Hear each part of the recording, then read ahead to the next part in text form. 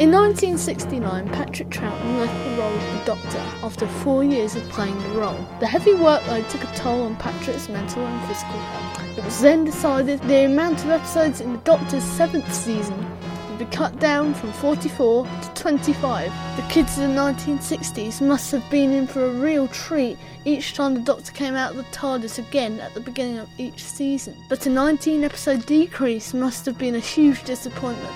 But the die-hard fans who really got invested in these stories must have been in for a surprise when part 1 of the Spearhead from Space broadcast on the 3rd of January 1970 and saw shop window dummies crash out of their familiar homes and destroy pedestrians. 8.4 million people tuned in to watch Jon Pertwee's debut, a 3.4 million increase from Troughton's final episode, part 10 of the War Games. Spearhead from Space feels a lot like a hard reboot, a stark step up from the War Games. Most people find Spearhead, and even most of Season 7, easier to watch than all the parts of the War Games. If you take the 10 episodes of Season 7 and average it and compare it to all the parts of the War Games, you can see the audience felt the same way. 4.9 million from the War Games compared to 7.9 million for just the first 10 episodes of Season 7.